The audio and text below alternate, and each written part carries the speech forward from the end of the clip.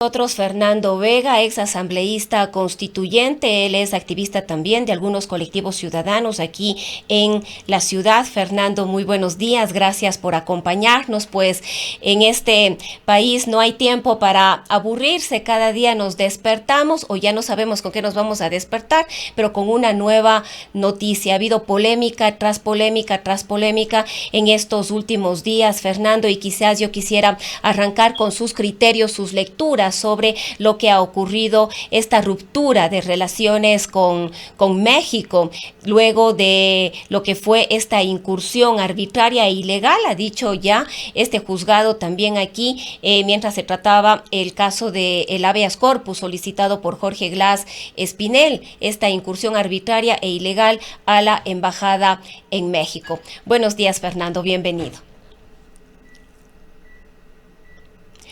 Fernando, no le escuchamos, Bueno, tal vez su micrófono está apagado. no, está Ahí, encendido. ahí le escuchamos, ahorita. Sí, ya, Sí. está bien. Bueno, pues mire, yo mirando todos los días, como se puede decir, desde mi reclusión diaria, en el que observo lo que acontece y lo medito y lo pienso, me doy cuenta que en realidad todo esto que está pasando en el Ecuador es parte de una gran tramoya mundial, ¿no? En la que están en juego, por un lado, los intereses de las grandes empresas transnacionales y por otro lado, de las grandes potencias mundiales que se están disputando el territorio y el control del poder para seguir adelante con un proceso de desarrollo capitalista eh, agotador de los recursos del planeta y por supuesto para sacar ventaja de ello en el comercio internacional. Y entonces, así como, por ejemplo, en Ucrania el pueblo ucraniano está siendo sacrificado en esa lucha de intereses entre Rusia y Estados Unidos y Europa, como en Israel está el pueblo palestino siendo sacrificado por las disputas religiosas y económicas, por supuesto, y tecnológicas, igualmente entre el Oriente pro-iraní y Occidente, ¿no es cierto?, cuya cuña es Israel. Ecuador se ha convertido en estos últimos días en un campo de sacrificio y de batalla de una especie de hipocresía, diría yo, ya voy a explicar esto, de hipocresía diplomática, ¿no? En el que también el pueblo ecuatoriano va a ser sacrificado de alguna manera, ¿no? Vemos además como otro elemento a poner en el análisis es que existe en este momento a nivel mundial un retroceso total de la institucionalidad de los derechos internacionales y del derecho humanitario, etcétera, ¿no? Cada país poderoso, cada grupo poderoso, con poder político o con poder armado, impone su voluntad en sus territorios, ¿no? Lo vemos en gobiernos de izquierda, lo vemos en gobiernos de derecha, donde pues quien tiene el poder tiene también de alguna manera la justicia, ¿no? Entonces, en ese sentido, todos los valores del derecho, de la seguridad jurídica, etcétera, van cayendo. De tal manera que el comportamiento tanto de México como de Ecuador en este conflicto es una muestra clara de cómo los tratados y los derechos ya no tienen esa inviolabilidad y esa sacralidad que pertenecía de alguna manera al mundo premoderno, ¿no? Esto de la inviolabilidad de las embajadas, por ejemplo, es una especie ya de pieza arqueológica de la premodernidad, donde sí, pues las altas esferas de la diplomacia por lo menos eran respetadas en esos niveles. Pero hay que decir en este momento, pues que ni México ni Ecuador han cumplido el espíritu de las convenciones internacionales. México se ha convertido en un alcahuete de una ideología alineada además con un bloque mundial, que es Rusia en general, China, si se quiere, en su disputa de hegemonía con el imperio hasta ahora norteamericano, ¿no? Y eso se refleja. Este frente progresista es una cuña, ¿verdad?, anti-norteamericana. Y por otro lado, nuestro presidente actual pues está ubicado más bien en la esfera del influjo norteamericano, ¿no?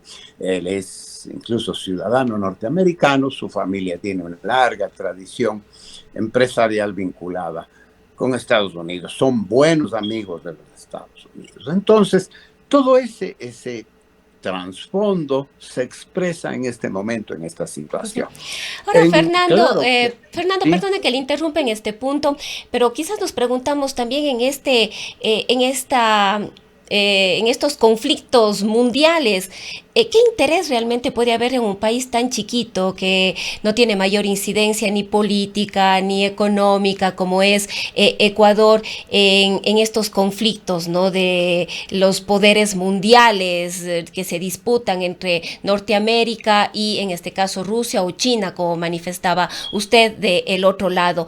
Realmente nos preguntamos qué interés puede haber aquí en Ecuador en todo este contexto, cuando, como decía, somos un país que no tenemos mayor incidencia en ninguno de los ámbitos en realidad.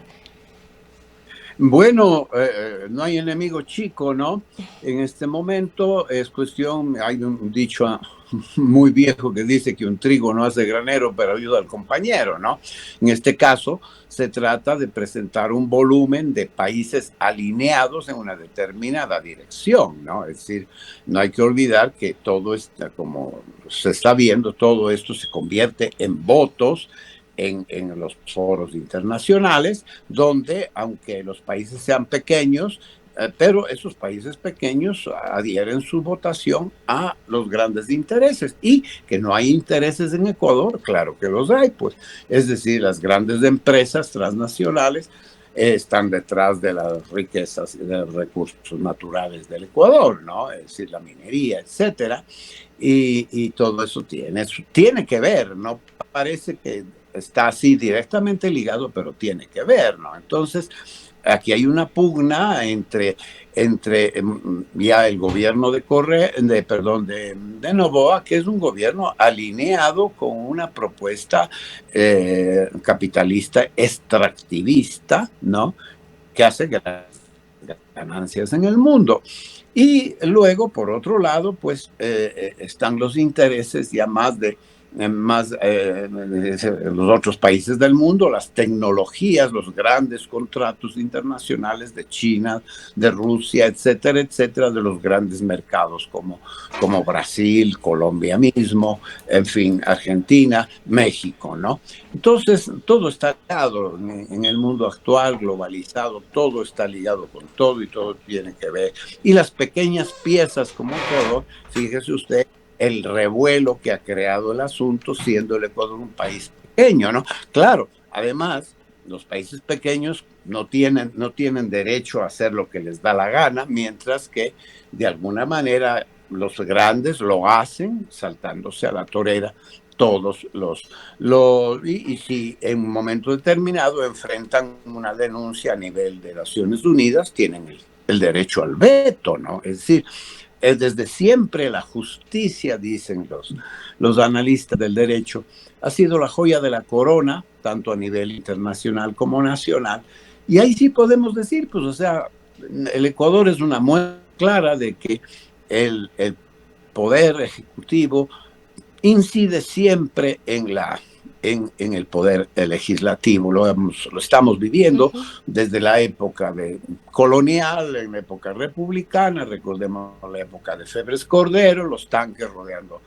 Luego es evidente y se evidencia hasta ahora que el Partido Social Cristiano tiene sus manos metidas en la justicia, que el correísmo se apoderó de toda la justicia, que el desmantelamiento de eso pues ha ido dando paso pues a jueces que ahora están más dispuestos a colaborar, diríamos, con los nuevos vientos querer combatir la corrupción y el narcotráfico, ¿no? Entonces me parece a mí que es una lucha sórdida, una lucha revestida de una serie de edulcorantes, pero que en el fondo, pues ahí se debaten intereses económicos, no solo legítimos, sino totalmente ilegítimos. Ahora, Fernando, ¿cómo ve usted esta condena enérgica de la Organización de Estados Americanos con 29 votos a favor contra Ecuador? Algunos sectores de aquí del país, el mismo gobierno, han minimizado esta condena, esta resolución de la Organización de los Estados Americanos, y de otro lado se dice que no se está viendo en toda su magnitud porque quizás en la práctica mismo no se percibe una sanción a Ecuador. Habrá que esperar qué pasa en La Haya, habrá que esperar qué pasa en las Naciones Unidas, pero por el momento se ha dicho que Ecuador ha salido bien librado. ¿Ha sido así?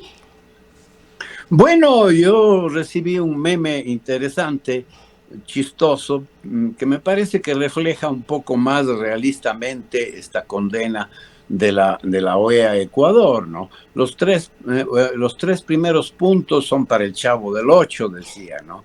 Los otros tres puntos son para Evaristo, para don Evaristo. Y los otros tres son no alboroten el barrio, ¿no? Entonces, me parece a mí que sí, hay una condena, no puede ser de otra manera, porque sí, pues el derecho diplomático y el asilo son unas instituciones tan antiguas. El asilo mismo es tan antigua como la Biblia, ¿no? Usted encontrará en la Biblia el derecho de asilo que se otorga cuando existía el famoso, la legislación antes de que hayan tribunales de justicia, el ojo por ojo y el diente por diente, ¿no? ¿Qué pasaba cuando un hombre mataba a alguien sin querer? Entonces el otro, la otra tribu, otra familia, tenía el derecho a exigir el ojo por ojo y el diente por diente y la entrega y el pago de la pena equivalente, ¿no? De la ofensa recibida. Pero y si la persona era inocente, entonces se refugiaba en una ciudadela o en un santuario de refugio, ¿no? Y ahí su vida era sagrada, no podía, si salía del lugar, obviamente podía ser ajusticiado por mano propia, ¿no? Entonces tiene este carácter todavía en este mundo laical donde ya nada es sagrado, pues por lo menos las embajadas tienen esta áurea de santuario, de lugar sagrado, y por lo tanto, realmente lo que ha hecho Ecuador es romper y patear el tablero y poner sobre la mesa otro tema, ¿no? Que este tema, en cambio, es nuevo porque resulta que la corrupción en América Latina y en toda América y Europa, el tema de las mafias y del tráfico de drogas y el crimen transnacional organizado, pues ha convertido, pues, pretende convertir las embajadas en guarida y escape para ladrones, ¿no? Entonces me parece a mí que hay dos principios ahí en pugna. Por un lado, el tema de que sí es sagrado el territorio diplomático, pero por otro lado, tampoco puede convertirse tan fácil el territorio diplomático en refugio de gente, de delincuentes comunes, que no han sido sentenciados por una corte marcial, por una dictadura, sino que ya durante varios gobiernos, porque la condena del señor Glass no es que es un invento del señor Noboa, viene desde atrás. Entonces, no perseguir la delincuencia podría ser también una política de Estado, pues, ¿no? Política de Estado, no perseguimos a los delincuentes, porque si los perseguimos y queremos que paguen y no permitimos la impunidad, entonces estamos transgrediendo el derecho internacional. Me parece que es un absurdo. Ahora, No sé si podemos comentar un poco la sentencia del habeas corpus, que me parece de lo más chistosa Sí, porque posible. justamente yo quería un poco hablar aquí sobre todo esto que ha pasado, de alguna manera tiene una incidencia en la política ecuatoriana y quizás esta polarización que se ha profundizado de correísmo y anticorreísmo a propósito de lo ocurrido, ¿a quién le beneficia? Bueno, eso está por verse. Es decir, yo creo que ¿Quién ha una cosa, capitalizado? No se ve todavía quién ha bueno, capitalizado todavía no este se puede conflicto. saber. Yo creo que aquí tanto, por ejemplo, Diego Delgado tiene un artículo interesante en el cual dice que en definitiva tanto AMLO, que está igual, su partido Morena está en carrera electoral, y obviamente Novoa está en carrera de consulta y luego con miras al 225 electoral también, pues es una apuesta. En este caso yo diría que ambos gobiernos, y a título personal, tanto AMLO como Novoa se arriesgan, ¿verdad? Se arriesgan a caminar más allá de los límites de lo aceptable, de lo permitido, de lo justo también, ¿no? En función de sus intereses electoreros, ¿no? Entonces, me parece que ambos hay que esperar todavía para ver si realmente quién logra salir ganando al final, cuando hagamos las cuentas, quién sale ganando de esta cuestión. Entonces, a mí me parece, por ejemplo, que dentro de propio México, AMLO está recibiendo una crítica fenomenal. La postura de la CELAC, que quiere llamar a una reunión extraordinaria para hacer carga montón contra Ecuador, guiados por México y el grupo Puebla. de los progresistas, pues resulta que varios países dicen, señores, así no, así no. Entonces, y la misma sentencia de la OEA le da, en parte, da una de cal y otra de arena. Por eso yo creo que el gobierno ecuatoriano se ha sentido, bueno, que sus posturas se ha recogido en el documento y que por lo tanto pues no es una pérdida. Es decir, yo creo que hay que esperar. Veamos a ver quién gana si Novoa gana la consulta popular, veremos cómo le afecta esto a Morena en México, etcétera. Hay que ver un poco cómo están las cosas. Obviamente, esta apuesta que hace también el señor Correa desde Bélgica de convertirse casi pero así, en el Chavo del Ocho, ¿no? Como en el Kiko más malvado, ¿no? Te acuso con mi mamá y mátalo, castígalo, ¿no?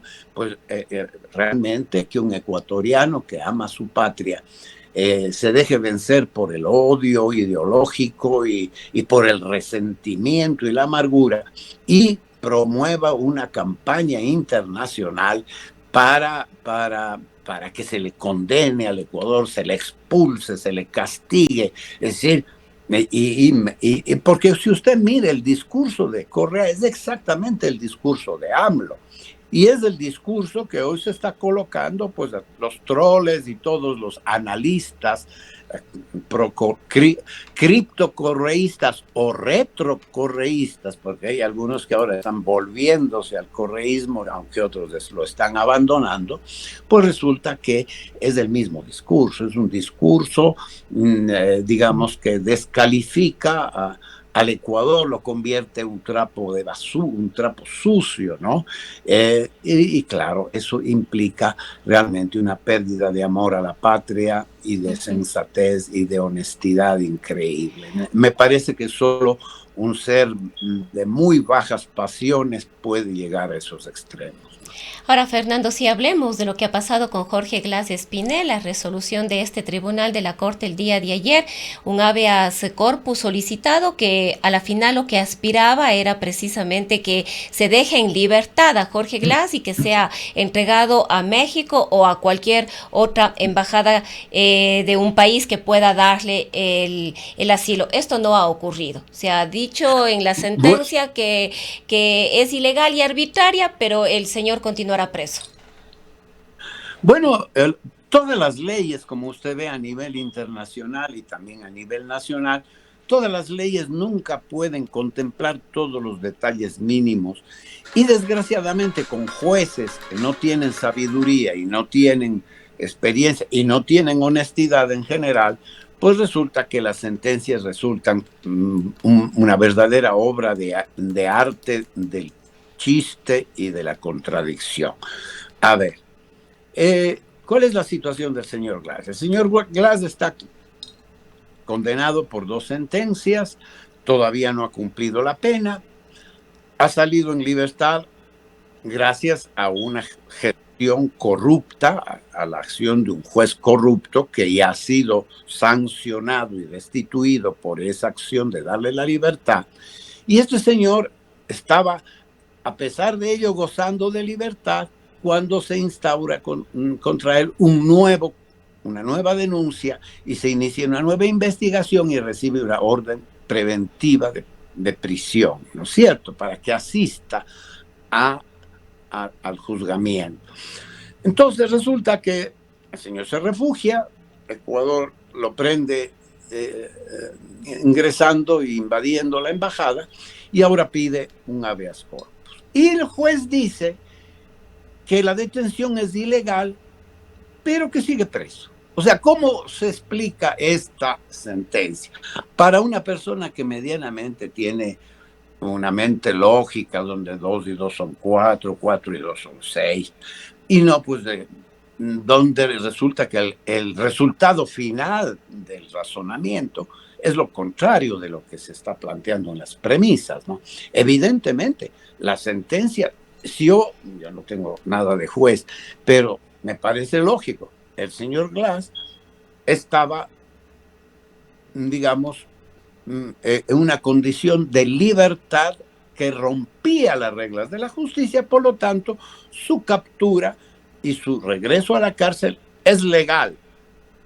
Lo ilegal es la invasión a la embajada, pero en lo que se está juzgando aquí no es la invasión a la embajada. Si yo dicto sentencia diciendo que es ilegal porque ha habido una invasión a la embajada, también es verdad que cuando el Estado entra sin permiso a tu casa rompiendo la puerta y te captura adentro porque ya tienes una orden de captura, pues de alguna manera ingresar a la fuerza en una casa es ilegal. Pero no cabe duda que el Estado, que tiene el monopolio del poder en la justicia, para la justicia, tiene el derecho de recapturar a un prófugo. Entonces, me parece a mí que esa sentencia dada por la juez revela la poca formación, la poca profesionalidad y capacidad de razonamiento legal que tienen nuestros jueces, ¿no? Que dan una de cal y otra de arena, se lavan las manos en definitiva, porque quieren dar gusto a todos, y luego resulta que eso deja una vez más portillos abiertos. ¿Para qué? Para que el despelote, el caos siga reinando. Entonces, me parece a mí que eso de dejar sentencias con portillos y heridas abiertas, me parece que le hace un gran daño al Ecuador. Mire qué cosa tan curiosa. ¿Por qué será, me pregunto yo, que los pillos en Ecuador, cuando declaran bajo juramento, mienten? Y cuando se van a Estados Unidos, dicen que han mentido en Ecuador y que ahora van a cantar la plena, ¿no? O sea, ¿por qué?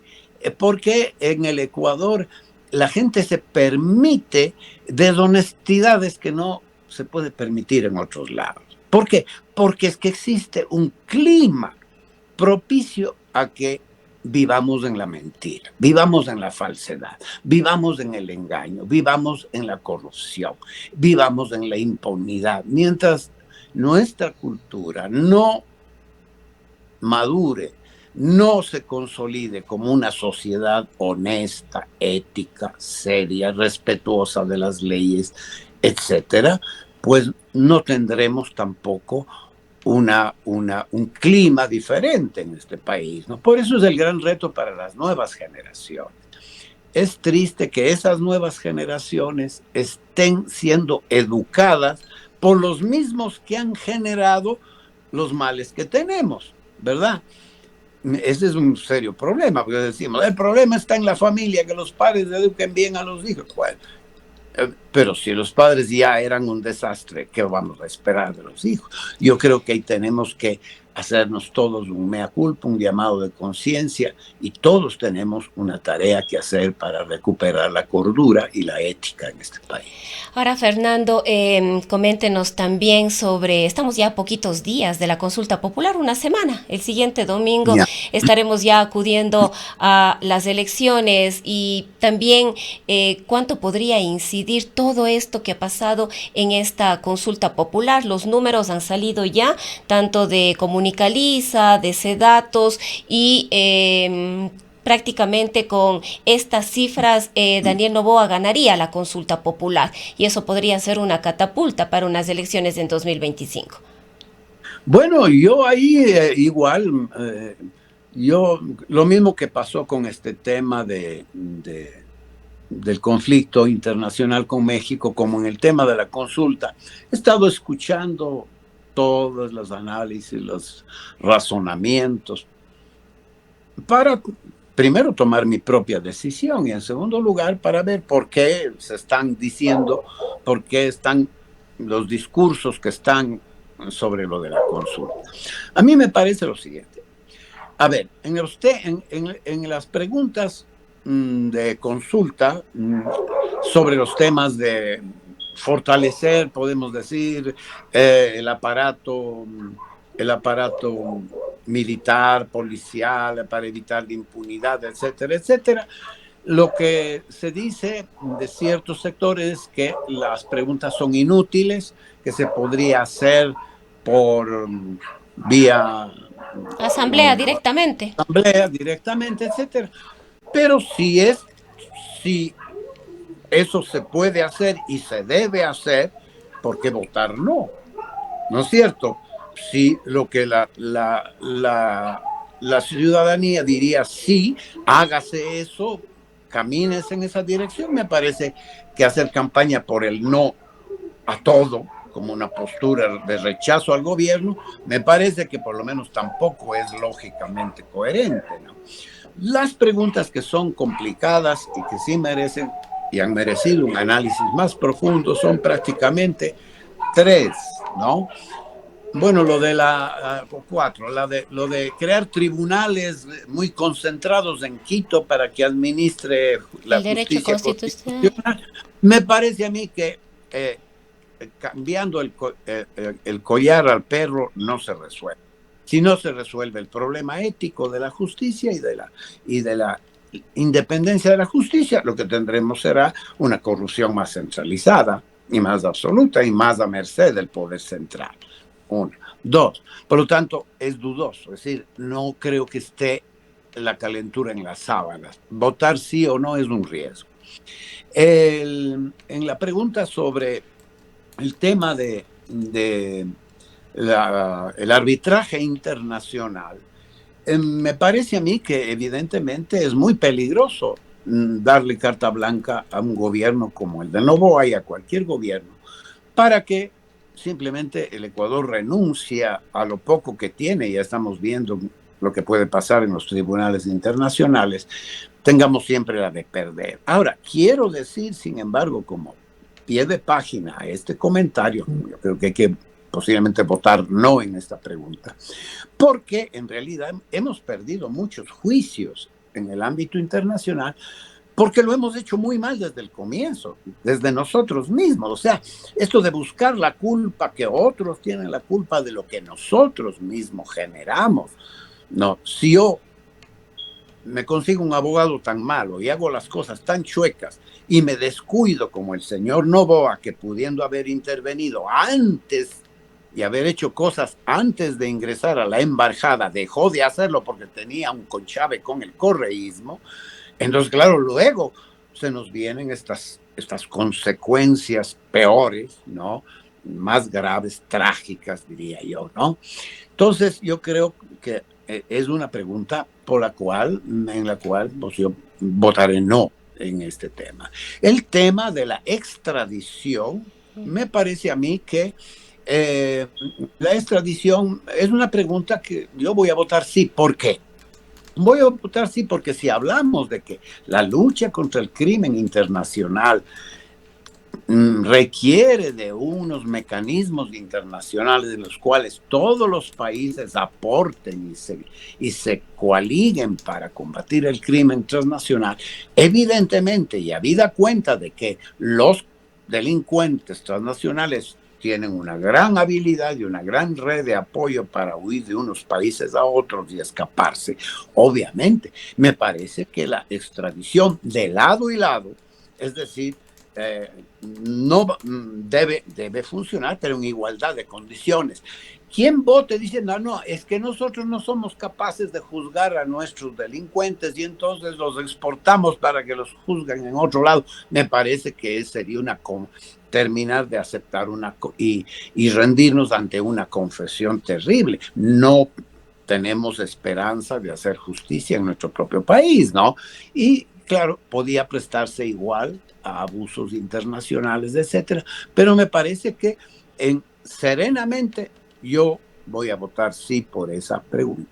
En cuanto a lo de el trabajo por horas, bueno, yo creo que el trabajo por horas es una realidad en el Ecuador. O sea, la gente está trabajando horitas y está totalmente al capricho de quienes les contratan, ¿verdad? El trabajo por horas es parte del trabajo informal. La pregunta es una legalización y una regularización del trabajo por horas en la que se cumplan las exigencias de justicia y se respeten los derechos de los trabajadores. No me parece que sea tan descabellada, ¿no? Cuando ya la realidad lo está diciendo y lo está demandando, ¿no? Entonces, como verá Rosanita, yo razono y me pronuncio desde las realidades, no desde las visceralidades, desde los intereses políticos de alguien que aspira a una campaña electoral o que aspira a mantenerse en un puesto o simplemente que aspira a tener el aplauso de la gente, ¿no? Probablemente lo que yo digo ahora será aplaudido por alguien en algunas cosas, en otras cosas seré lapidado, ¿no? Pero no me importa porque es fruto de mi observación, es fruto de mi convicción y de mi razonamiento. Lo siento mucho. Si esto da luces a alguien, qué bien. Si no le agrada mi forma de analizar y de ver, lo siento mucho, pero no puedo dejar de pensar. Es decir, votar sin pensar, ¿por qué voto? Entonces depende a quién le consulto. O sea, y ese, Fernando, es un llamado bien importante a todos los ciudadanos y ciudadanas a pensar el voto, a informarnos, a leer las preguntas, es decir, acudir a las urnas sin visceralidades, como usted mismo había manifestado, sino más bien con un voto pensado, reflexionado, cuestionado también respecto de estas decisiones que a la final son importantes para el país. Tenemos que cerrar, Fernando, este diálogo, agradecerle inmensamente por habernos acompañado en esta mañana. Muchísimas gracias por esta oportunidad y ojalá puedan ser útiles mis humildes aportes y pensamientos y reflexiones a esta situación en la que tendemos a perder la cabeza. Siempre son importantes, Fernando. Muchísimas gracias. Son las 8 de la mañana con 41